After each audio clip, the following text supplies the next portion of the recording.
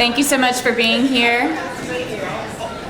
I'm Carly Stevenson, and this is Allison Evans, and we work upstairs at the Urban Design Center, and we are co-managers of UDC Talks this year. The focus this year, we've narrowed it down even a little bit more, and we're looking at how designers communicate, especially using technology, visualization, and all sorts of innovative tactics to really clarify what it is that we do as designers and the value that we add during the process. So coming up with better ways to reach out to our community and decision makers. Hello everyone. Today we're proud to present Jake Levitas. He is an organizer and urban problem solver focused on making cities work better for people.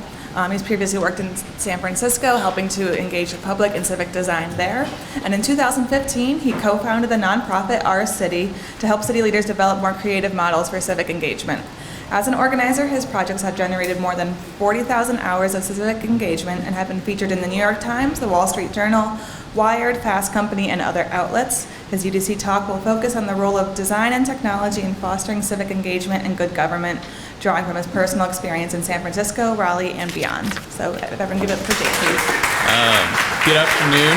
My name is Jake Levitas. It's great to be here. I want to start by saying thank you to everyone at the Urban Design Center for having me. To my fellow appearance commissioners who are here today, supporting the role of design, and especially to all of you. So it means a lot to me to have all of you here, but it also means a lot to our city to have all of you here. And I'm going to talk a little bit about that. So you might have seen this headshot on the flyer for this talk, and I got a bunch of questions about it, like, why are you holding a basketball while talking on the phone in front of some weird government building? And so I thought I would try to clear that up a little bit to start.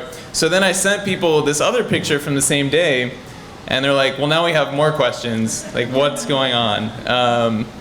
And so, I thought I would start a little bit by talking about that day and what happened. So this was an event that our city, the nonprofit that I co-founded, my co-founder Ray, produced in Oakland, where I lived for several years, where she's still living, and where our organization was based. And this is actually Oakland City Hall. So right in front of City Hall, there's this amphitheater, these sweeping stairs, a performance stage, and it's not occupied very much. There's not a lot of people there. And so, you see the potential for a space like this, and you see where it is, and you just want to fill that gap a little bit. So the day that we held our event, we had 10 interactive installations that were created by local designers and artists in the community. Dan was there. And it was a really good time. And I think more than being a good time, it showed people that potential of what a space can be when you really put time, attention, and energy into it and make it something that people participate in versus something that people just exist in or pass through. And I think some of these projects illustrate the spirit of that, and show people again that it's not something, our spaces are not something to be taken for granted. They're something to be continually changed as our culture changes, as our priorities change, as our values change, and that you actually can play a role in shaping that. So when we invited an open call for all of the artists to participate, I think we had 30 entries or so out of the 10 that we ultimately chose. And they were everything from what you see there, which is turning the actual steps of City Hall into a literal living room with rocking chairs and board games, to a basketball court and a pyramid that anybody of any age could climb up and through and in. It was modular. You could move it from place to place. And so these kind of installations, on their surface, they seem, they're fun, right? They're interactive. They're places to play. They change the space. But looking underneath the surface, the theme of this event was play. And the meaning behind that theme was that we know that there are meaningful health outcomes, there are meaningful social outcomes, there are meaningful physical and educational outcomes for kids and adults from playing, and that downtown Oakland did not have a lot of spaces for that type of opportunity. So we said, let's open this up to people with creative ideas and transform that, even if it's just for a couple days, into something different. And actually the basketballs did get used. I still don't know where you buy one. They just showed up, somebody else brought them, but I can look into it if anybody's like really excited about this. So I think when we're talking about civic engagement, it's important to define what we're talking about, right? This is one of those buzzwords. We live in a world of buzzwords. We kind of live in a field of buzzwords, right? Like there's always the next thing, there's design thinking, and there's innovation, and there's all these terms that we kind of grab onto before we know what we mean and before we set intention behind what we're talking about. So I focus a lot on language because I think having a shared understanding for conversation and for work helps us to add more meaning to our dialogue. And to talk about civic engagement, you first have to talk about what a citizen is. And this definition is really important because it doesn't just mean, you know, you're born or naturalized somewhere. It means you are a member of a body politic who can and does contribute to our common life. And I think we all wear that hat, you know, the day that we're born. We have some community that we exist within. And so civic engagement is essentially anything that you can do within that role, which is to say it's making a difference in communities and developing the ability to make that difference. So every time you come to a talk like this or you do anything to invest in your own ability to act in your capacity as a citizen, you are performing civic engagement. Does that make sense? Does that land? All right. So I think it's also important to differentiate civic engagement from public engagement. And again, this is one of those language things where we say them a lot of the time and we kind of use them interchangeably, but they're actually two pretty different things. So public engagement is more about a specialist, somebody who has a lot of expertise and knowledge, interacting, engaging with, and understanding someone who doesn't have that same level of knowledge about that specific thing. And so these two things are really closely tied to one another, but they're not exactly the same thing. And so when I hear them used interchangeably, I always want to, you know, make sure that we know what we're talking about again, and that both of these things are really important, but also they're different and they're complementary. So this will be the only slide, hopefully, where I really get a little bit academic. So I'm getting my dual degree, Masters of Public Administration and City Planning right now at Carolina. I'm really excited about the program. I'm a year in. I have 2 more to go, which I'm not as excited about because I want to get back out in the world. But one of the things that I get to do is, you know, learn about the way that academics and researchers describe and understand principles like civic engagement. And largely speaking, civic engagement is usually broken down into political and non-political forms. So voting, right, volunteering for a campaign, or volunteering for a community shelter, or, you know, donating to a charity, things like that.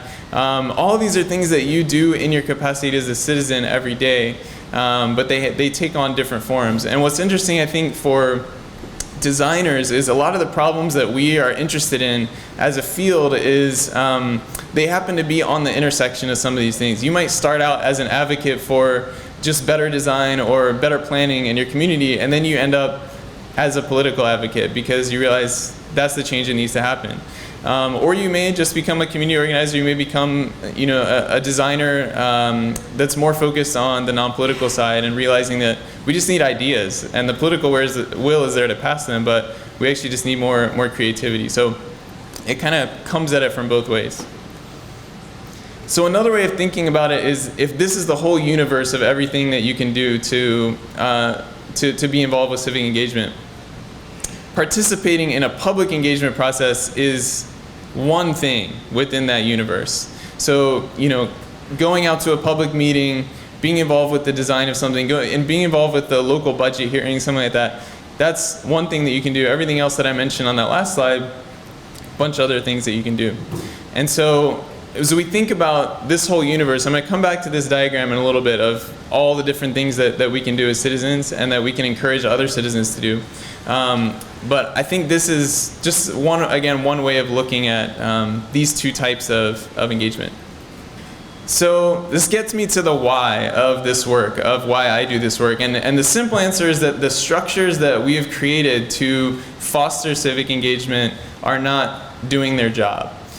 Which is to say that most of the models that we use to come up with collective decisions or to bring an idea to fruition or to create a policy are not inclusive enough, and they are not effective enough at representing the people that they're supposed to be representing. And so when we think about the models that we have at our disposal, we have all the models that have ever existed, and then we have all the models that could potentially exist. And we're probably at about 1%, right? We're kind of scratching the surface of what could potentially exist. Some of those images that I showed you before are getting a little bit to that. What does a different model actually look like? We don't know yet. A lot of times we have to come up with it. But that's kind of the problem that I'm interested in. I think from a personal level, like, why at this time in my life, or why did I end up getting interested in these questions? And I think growing up here, I really got a sense for a closeness of a community that didn't exist everywhere that I went on to live in. It's coming back a year ago to Raleigh. Everyone that I know that's been away and moved back here, or that's moved here and seen other places, talks about how special it is to be here. And there's just this thing that you can't quite put your finger on that North Carolina has and that Raleigh has that other places don't have. And so, growing up, every year I went to the Martin Luther King March, for equality, to honor the legacy of Dr. King. And it was really meaningful to me to walk through these streets, every year. And I was fortunate enough to be able to do that again this year. And again, that's just one thing that I was able to do as a citizen, but doing it from an early age, I think, made an impression.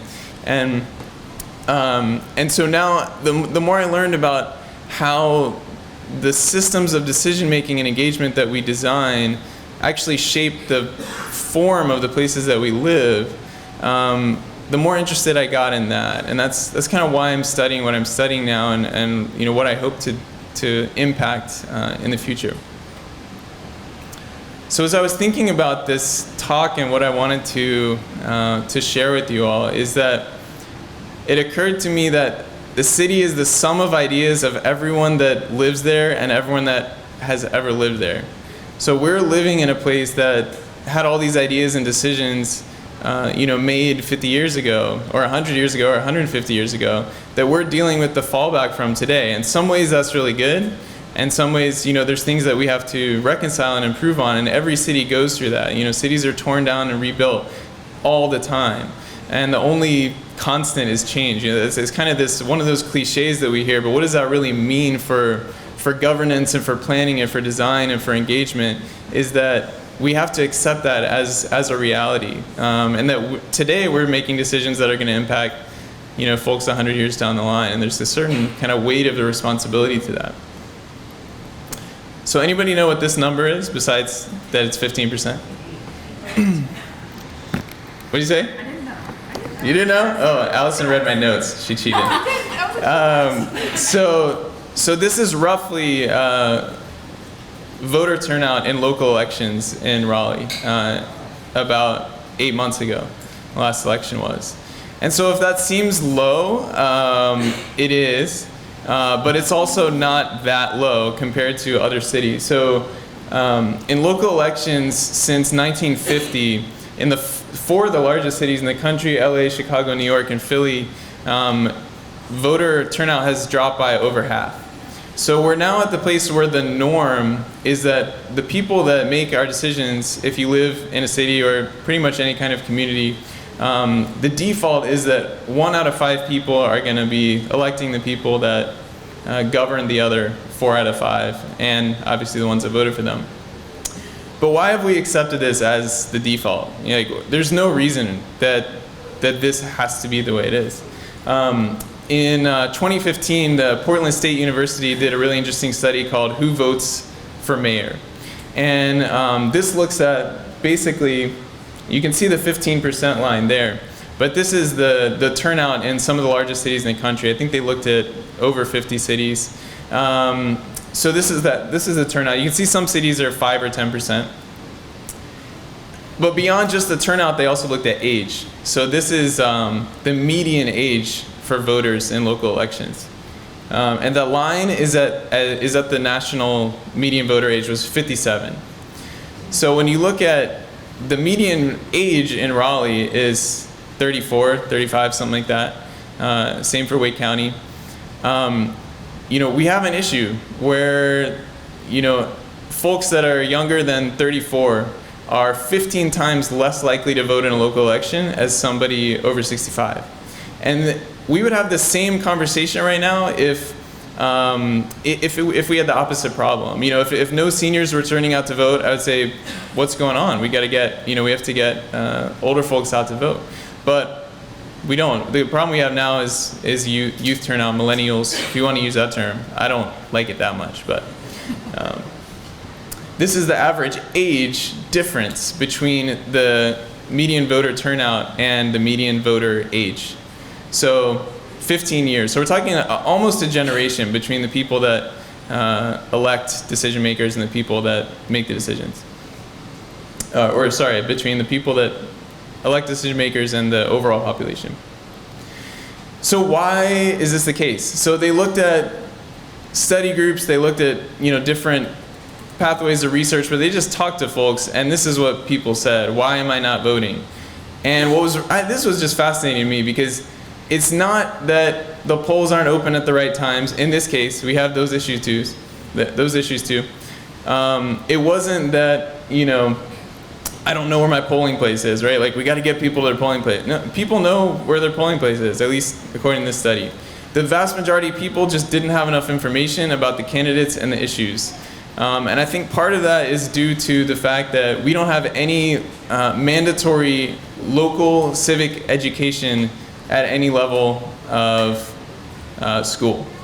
So you can go through 12th grade, you can go through college, you can go through grad school, depending on your track, and you don't know what a general obligation bond is to fund your streets, and maybe until you're 55 and you decide that that's something you should know about.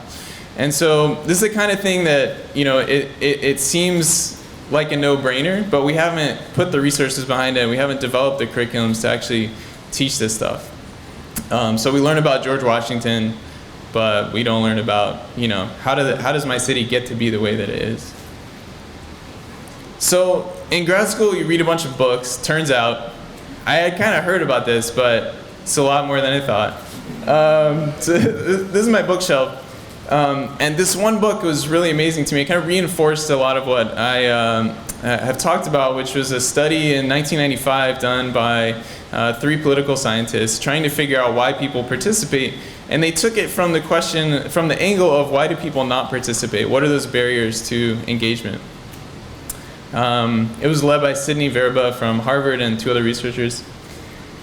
And they came up with 3 things out of 15,000 interviews and tons of research. First thing was, they can't, meaning they lack the resources, meaning time, money, or civic skills to participate either as a voter, somebody who donates to a campaign, any number of other avenues, but it's a question of resources. The second one was, they don't want to, which is a question of psychology and interest and kind of engagement and passion, feeling like you can make a difference, and that engagement is the one way for you to make that difference.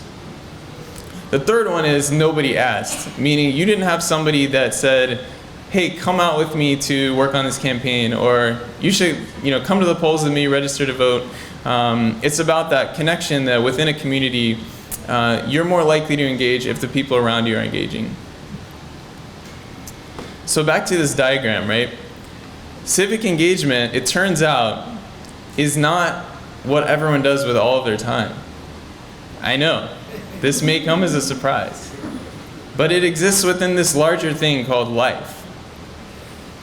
And I'm not trying to, make a joke, but, right? It's a small percentage of our time. When you look at all the time we have to spend in a day, and all of the different ways that we could potentially be engaged, it's a fraction of the time. And if you ever want to become really unpopular really fast, try convincing a group of people that they should stop watching Game of Thrones and go to a public budget meeting. You lose a lot of friends really fast.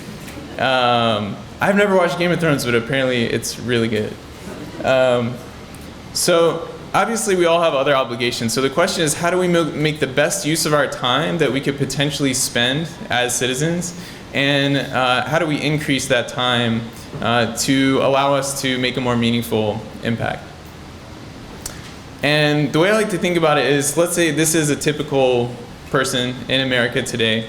If you look at the research about how people spend their time, this is probably about right. And then person B. It's not going to be their whole life, remember? It's going to be just a couple hours more a week. And to me, that represents a loss of what I'll call civic potential, which is to say that you have, let's say, 4 hours a week that you could be volunteering, that you could be learning about candidates, that you could be doing any number of other things that could impact the future of the city. But for whatever reason, you're not doing them. Again, there's all kinds of barriers to that.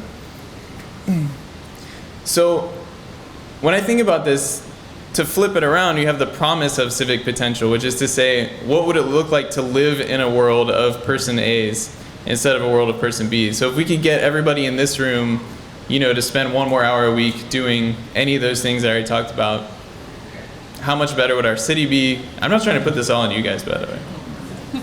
We got a lot of people in Raleigh and around the country, but this is the question that we're grappling with. The way that we spend our time matters. And so how do we move the needle? How do we get people excited to make that shift? And I think a lot of the work looks like this, which this is a group of high school students that I had the opportunity to work with in San Francisco, plotting out the site of their installation that was going to be an interactive art installation of their own design that then people all over Market Street were going to be able to interact with. So, it starts with a line of chalk on some bricks. It becomes something that they hammer and nail together themselves, and then it becomes something that is actually part of their city. And I think it's really hard to artificially go through this process. It's hard to understand this potential if you don't do it experientially. So if you read a book, if you talk to somebody about doing something, there's no way to replicate the bond that you create when you build something with another person or you contribute to some real outcome in your city and you see it for the first time and you see other people interacting with it. There's really nothing like it. And I got to meet the mayor, which was great. So what do I actually do? What have I spent my time doing the past few years to get at some of these questions? So I worked in a nonprofit, I worked at a planning firm, I worked at government. I'll talk a little bit about some of those things. But I did start at a planning firm, and I kind of quickly got restless, which is to say I could see the ways that things were being done and the way that they could be done, and I wanted to be a part of that shift of making that difference. So I joined this arts and technology nonprofit called Gray Area in San Francisco.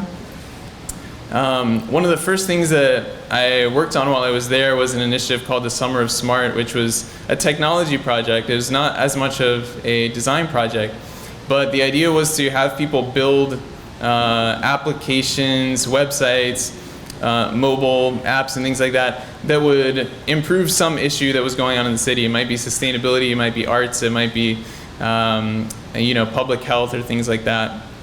And then present it to mayoral candidates. So we actually had mayoral candidates come out to our events. There was 16. So in San Francisco, that's kind of normal, right? Like anywhere else, like, what are you talking about? 16 people ran for mayor. So it was a really interesting race in 2011. And because there were so many candidates, we had this opportunity to put ideas out there. And since they were all differentiating themselves from one another, the idea was that they could glom onto some of those and really take them and run with them.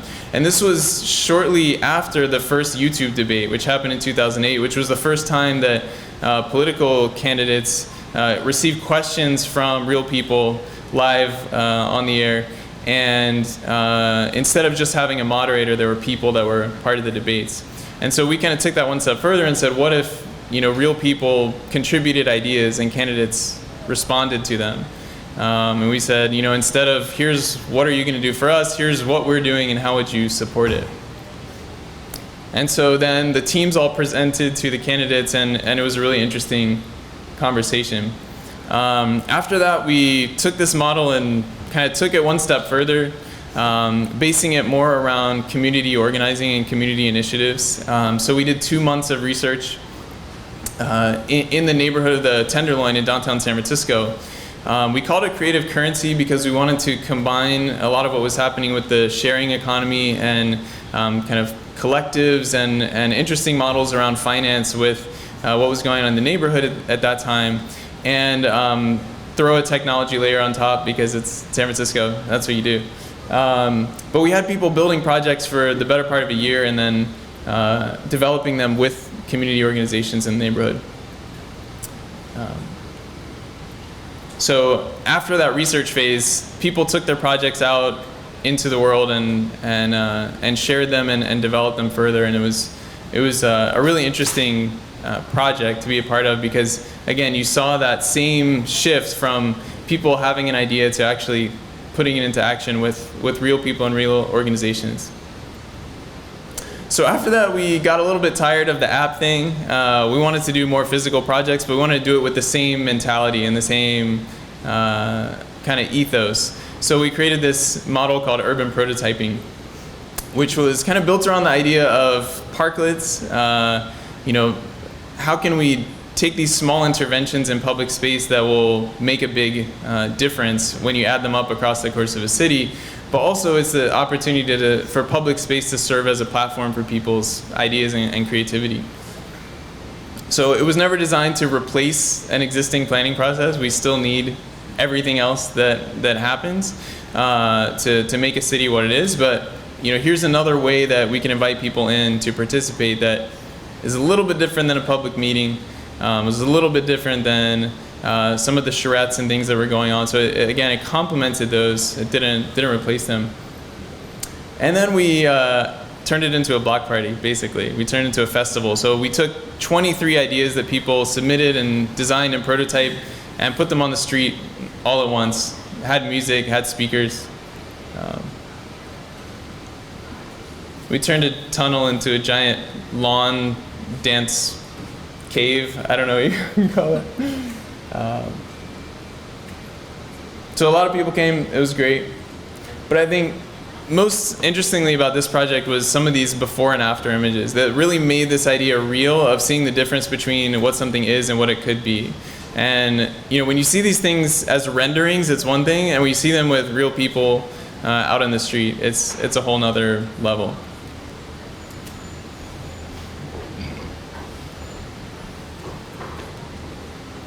So some of the projects like this one went on to be installed in other cities and get refined even more. The idea of prototyping something really small and rough and then developing on it even further, making a more refined version. Just to give you a sense of the kinds of projects, this one was called Pulse of the City by George Zisiadis. And essentially it was a heart-shaped sculpture that you grab the handles and it reads your pulse rate and plays you back an electronic music soundtrack based on how fast your heart's going. But it also takes all that data and sends it to the city, and they can use this for stuff like public health monitoring and things like that. So it was a really interesting, if you went out for an RFP and said, we want, better public health data for people that are, running through the streets, this probably wouldn't have been the response you got. And if it was, it probably wouldn't have won. But we got to actually install this on the streets of Boston. So, and then the city of San Francisco said, okay, this is a great model. What would it look like if we did this on all of Market Street? So if you haven't been to San Francisco, Market Street runs right through the middle of the city. It's about 3 miles long from the water to some of the neighborhoods where it runs into. And it was in the process of being redesigned, and they were trying to figure out, how can we get people to participate in this in a more meaningful way. And so, there was a real vision there of saying, again, we can do things different. What does that look like? And being able to put the city's resources and kind of trust and belief behind this was really something. And Since then, it's happened around the world, Australia, Denver, a bunch of other places. So then I went to the mayor's office and spent some time there in San Francisco. The innovation office started in 2012. It was one of the first ones in the country. And it was really interesting for me because the intention and the goal and the hope was to come away from that with a better understanding of these barriers that I kept hearing people talk about. It might be, how do we get public funding? How do we get a permit? I can't find space to build my idea. There are 100 different reasons why something would not come to fruition. And these things don't apply just to, crazy sculptures and interactive installations in the street, but these types of barriers, which I'll talk more about in a little bit, come up with everything that we see in public life. One of the programs I ended up working on there was called Living Innovation Zones, which was basically a way to say, we're going to take specific parts of the city and take as many of those barriers away as we can. And so that was really exciting because there hadn't been that type of commitment to formalize a space like this on an ongoing basis from a city. And now it's been adopted into another program of theirs, and a number of other projects have come online, like this first one that I'll show. As a side note, if you're ever working in government and you have to be the guy that holds the scissors for the ribbon cutting, don't lose the scissors. I didn't lose the scissors, but it was like the most stressed out I was for the entire time of the job. They're about this big, so they're hard to lose, but the impact would have been really bad. So this was the first installation of the Living Innovation Zone program on Market Street. These two dishes set across from each other, and you could sit in one and hear somebody in the other. So it taught people about acoustics and sound, while also being a place that people walk directly through to get pretty much anywhere in downtown. And what was really cool was just from the street traffic being there, being such a high traffic area, we calculated that it would be seen over 7 million times in a year. So you start to see the power of public space to facilitate some of these conversations. So all these projects are like a barn raising. This one, I think 75 people touched it to make it a reality at some point. I mean, most of them didn't literally touch it, but to get the permitting, the funding, the OKs, the signatures. It's a lot of work. The team from the Exploratorium that built it was amazing. And then we had people playing banjo on it, which was pretty cool. So after that, I took a little bit of a shift and started doing web design work for city agencies because I wanted to use one of these skills that I had gathered along the way, which was design, and apply it to real programs. And one of the needs that we heard over and over and over again from people was, folks aren't finding us online. If they do find us, they don't know what to do. If they know what to do, it takes a really long time. It's not organized in the right way. And so almost every city department in San Francisco at the time, which was a few years ago now, was facing these kind of challenges. And it's one of the ways where I saw design able to have an immediate impact on real services. The Public Works Department is one of the first projects I worked on, and this was the site before we worked on it, so don't worry. This wasn't what we came up with. But no, I mean, there was an acknowledgement on both sides that we can do better, and especially for Public Works. This is this amazing organization that is building one of the landmark cities of the world. And it didn't show at all here. They're building hundreds of projects every year, and of an architectural design quality that was inspiring to people. It should have been inspiring, but it wasn't captured the right way. So we changed it a little bit. And made it really easy for people to see those projects and highlight what is it that this department actually does? Not what's the next public hearing, but what do y'all do, and how can I see it? And there was such a visual department that really struck home with the design that we ended up coming up with. The next one I worked on was the Human Services Agency, and this one was really a meaningful project to me just because of the people that I got to meet along the way. The services that they work on are for some of the most vulnerable people in San Francisco. And they offer over 60 services. And if you look down the side, you'll see how they were categorized before, which was essentially how they're organized in the org chart internally at the organization. And if you've tried to navigate someone else's org chart, it doesn't always make the most sense. It's not always the right way to organize things. So we wanted to tell the stories of people that were involved and that were clients of the program, that were also clients of the department, and also the people that worked in the department, while at the same time reorganizing everything. So we actually had to take over 500 photos. There was one image on the site, and it was a piece of clip art before we started working on it. There were actually no images of any of the work that they did. And so we decided to make it a little more human-centered. Exigy was the lead firm on this project, and then the firm that I work with, Lowercase Productions, worked with them.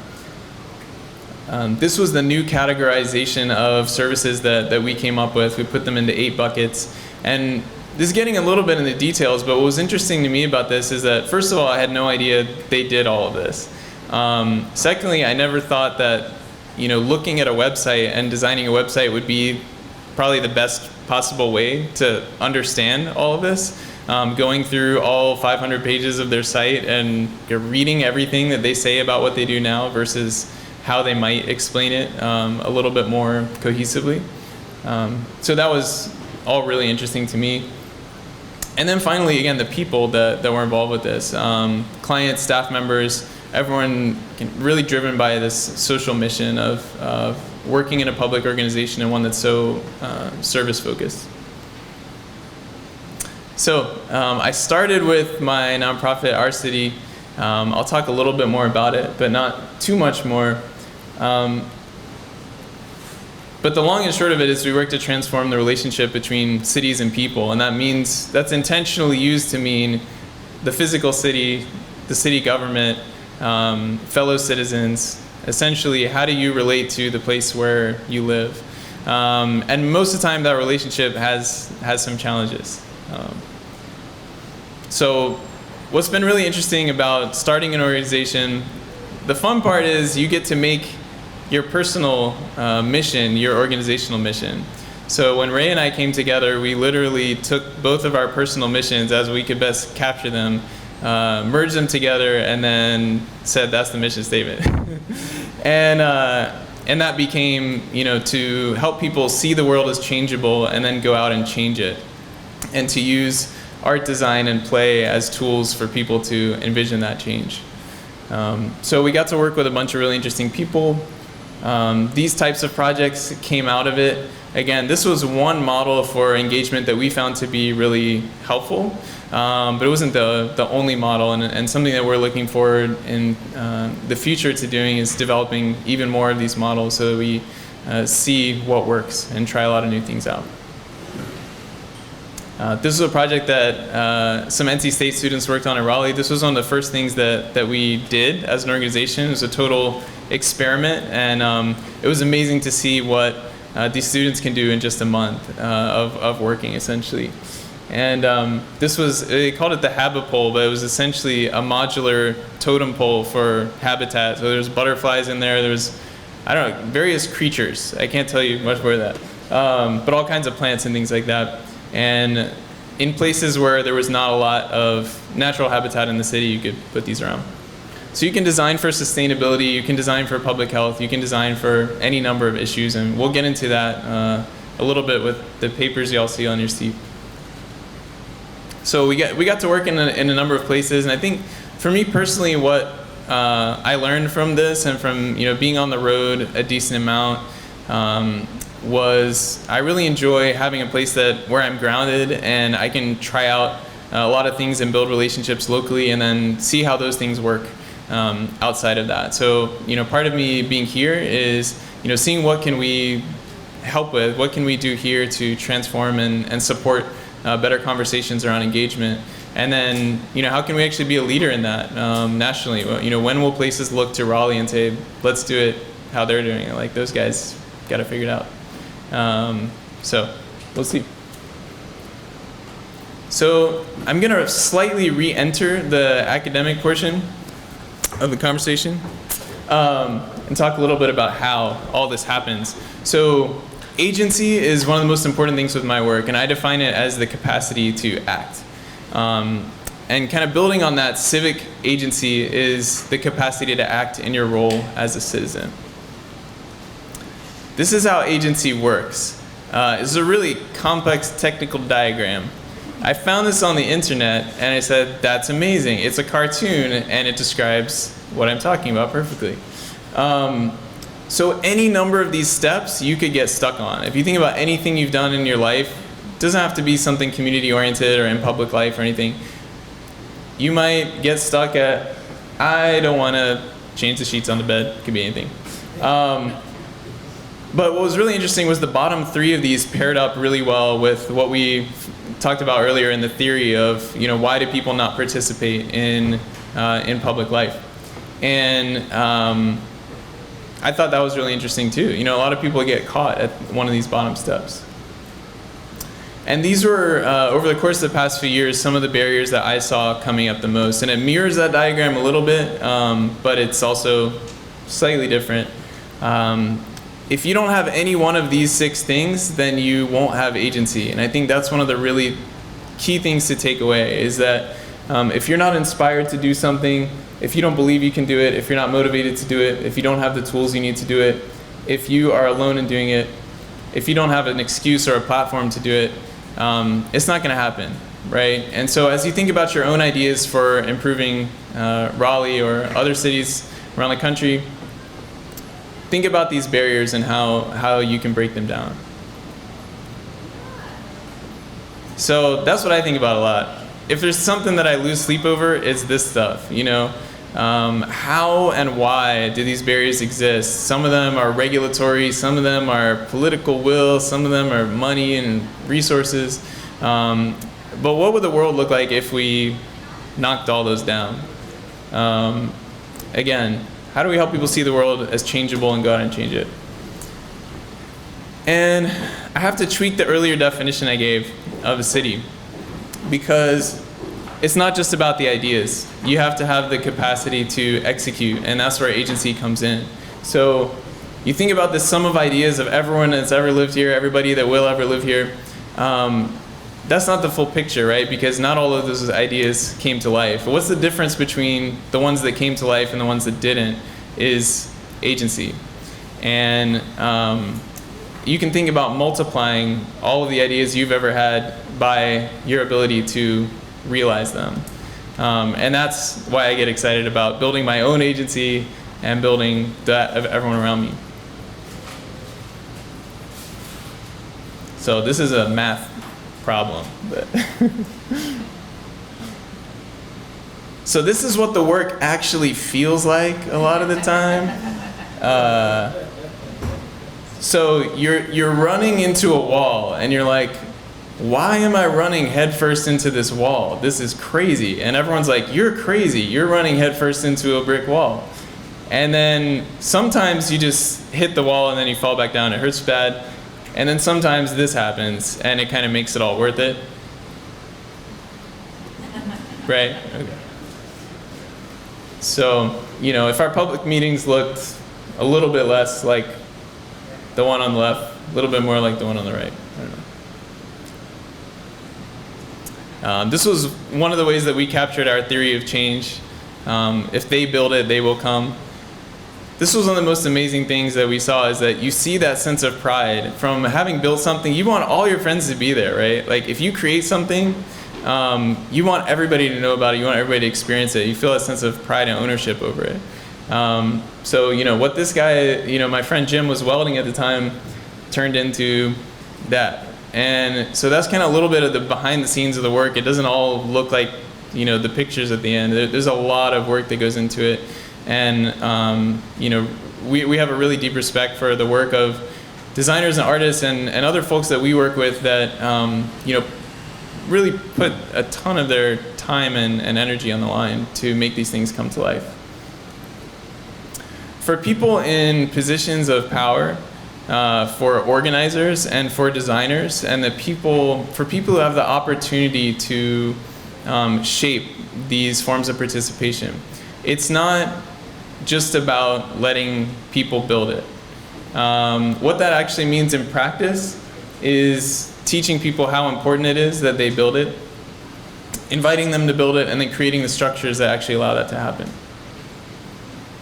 Which means that if you study the barriers to people building it, by which I mean people participating as citizens, and simply commit to those barriers being unacceptable, and then find ways to remove them, then they will come. So I think it's really powerful to just decide something is unacceptable. Like, just have a consensus. It might be a consensus of one sometimes, right? But right, it starts out with that, where you're like, this is just unacceptable. And that's really powerful. When you don't accept something, you reject something. When you reject something, it puts a little fire in you, you know? And the more people that have that consensus, I think that was one of the powerful things with some of the work in San Francisco. We just said, you know, we had 600 people participate in the visioning of this, you know, future heart of the city street. And, you know, we put a couple $1 million into it. And, you know, 850,000 people live here, and many million more are going to live here in the future. We have to do better. And so, you know, even though it was a different model, it was participation in a different way than a public meeting. It was a little bit less intensive. The fact that you can reach 250,000 people simply by going to where they are is pretty powerful. So this role of design and technology, and I'm almost done, so you can shake it out a little bit, get ready to move a little bit. But the role of design and technology, I think, is really important because it allows people to envision and communicate alternative futures. So when we think about what could our city become, some people may have a vision for that and may have values that they want to imbue into that process, but they may not have the capacity to do that themselves in a way that is easily communicated. So Dix Park. So we have this amazing opportunity, and as I was thinking about Dix Park, you know, I said, what am I gonna do? Right? Like, I talk about agency all the time. I gotta do something. I gotta like throw an idea in the ring. I don't know what it's gonna be. And you know, it's not small potatoes, obviously, right? We're building the brightest new urban park in America.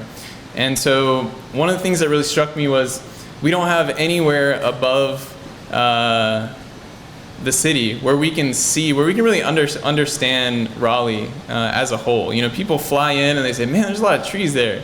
And everybody I talked to, I didn't even notice it growing up. I just thought there was trees everywhere in America that were like this.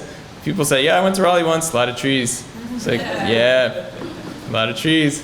But you know, you can't really see them. There's no public spaces where you can see the city as a whole and really understand it for what it is. So, you know, I started thinking, how can we make that happen? And then obviously thinking about the legacy of the site and, you know, what would we create a monument to if we had that proactive decision as a community. We have had a lot of conversations recently about monuments. Should we tear them down? Should we keep them? Should we put them in a museum? We haven't really talked about what would we build a monument to. If we started from scratch today, what does that look like? And I think that's a much more interesting and productive conversation. So I started looking at these monuments. It's just amazing. You start looking at how these things actually got built. You know, Space Needle, the arch. You try to imagine the city of St. Louis without the arch, you know, and that was 60 years ago. And somebody had the idea, you know, we're going to clear 30 blocks of the city, however many blocks it was, and dedicate it to a park and a giant arch. They didn't know it was going to be an arch at the time, giant monument. It's amazing. So I just, you know, started putting this together. What if it was a monument and a tower and a landmark for the city, because we don't really have one of those, and a beacon for the park where people could see it from anywhere. So then I just was able to use a couple tools that I learned along the way. Google Earth, SketchUp, and actually envision what it would look like if we put something that was as tall as the arch in Dix Park, which again is a little bit crazy. But the idea is we could scale the height depending on how high we wanted it to be. But how high would it need to be to have that impact of being a landmark, of being able to be drawn into the park from different parts of the city? What would it look like when you actually got up there? Could you see, downtown? So I think the point here is not like this idea in itself, but the idea is I want to live in a city full of people, and in a country full of people, and in a world full of people that feel that they have the agency to do something like this. And I don't care what that thing is, but whatever drives them, where you see a problem and you have an idea to address it, and you just throw it out there. I think there's this like civic fear of rejection a lot of the time, where it's like, yeah, I kind of have this cool idea, but you probably won't think it's cool, so I'm just gonna keep it to myself. So like if we actually all threw this out there, what would that look like? It wouldn't be a great box. That was just to show the scale. There's some cool tower ideas out there. If you like it, we have this amazing platform called Neighborland, in case you missed Dan's talk last month. If you go to dixtower.org, it will redirect you there, and you can click to show your support and add your voice, somebody who wants to see this happen here.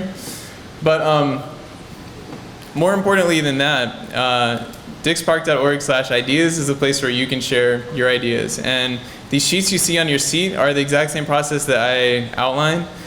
Pick any issue that you care about. I'm designing for sustainability, for public health, for racing model boats, for lawn bowling. It doesn't matter what it is, and actually, sketch it. Start drawing that. And once you do, you can take a picture and you can put it online on Neighborland just like every other idea. And so I hope we'll get at least a handful of y'all throwing those up there today. So what's next for me? I didn't know exactly what I want to do after school. People ask me, what are you gonna do? I'm like, I got 2 years, it's fine, I'll figure it out. But what I really mean by that is that I don't know the form that this work is gonna take. It's not something that there's a lot of job descriptions that are kind of packaged and ready to go for. And so I knew what I needed to know. I knew what I needed to learn to do that well. And so that's why I decided to study. And I have like self-doubt about this stuff all the time, right? I think it's really easy to be optimistic about when you see the potential is there, but it's also really easy to say, okay, I read the news too, we have a lot bigger problems. How is civic engagement going to fix it all? Doesn't make sense. It's all power and money and politics. There's this thing that I'm hearing like kids say, like not wrong? Like what if I'm not wrong? That's kind of the other side of the coin. So then I go back and forth and I say, well, is this really, the way I should spend my time? And then I talk to people and they say, I'm the mayor of this city, or I'm a researcher, and what we really need is more civic engagement. I'm like, really? You had to bring me back to it. There's so many things that we could all be working on. And so one of the things that's lifted me up is hearing those stories and hearing how people continually have this narrative of, okay, elected officials think we need more engagement, and citizens think, city staff need to do a better job of listening, and city staff say community organizations need to do the work and don't worry about them because we'll slow things down. And then the community, so they say we need more power and resources. And these lines change sometimes, right? But there's a lot of this going on, right? So this is kind of, community engagement, civic engagement today in terms of the models that we're seeing. So again, one of the things that supported me as well was seeing this. I don't know if y'all know offhand whose mission statement this is now, but I'll spoil it. Right, so, President Obama decided to dedicate his post-presidency to active citizenship. And I think that's some of the best validation that I could imagine. is to say, he's been there. He's been in the Senate. He's been president for 8 years. He knows a thing or two. And this is what he decided would make the most impact. It's worth something. So really quick, couple takeaways that I hope you bring away. See opportunities for building and practicing civic agency all around you. Recognize the barriers for yourself and for others, and understand how you can break those down. I think each of us are going to have different roles in this. You might be someone who knows the design code really well. You might be a policy person. You might be a business analyst. You might be a real estate person or a community activist. Everyone has a role to play, and everyone knows their barriers better than a lot of other people. So it's a team effort. And then repeat. This is from the book I'm reading now. I thought I would leave you guys with this quote from Anton Chekhov. And joy suddenly stirred in his soul, and he even stopped for a moment to catch his breath. The past, he thought, is connected with the present in an unbroken chain of events, flowing one out of the other. And it seemed to him that he had just seen both ends of the chain. He touched one end, and the other moved. So I read this, and I thought, well, this is agency. And he was talking about this in 1894. The actions that we make today will influence our city and our communities for years and generations to come. So I hope y'all take something from that and take something from our time here today. I hope you sketch out an idea for Dix, take a picture, put it online, and feel what that first practice and action of agency feels like for you today. Thank you.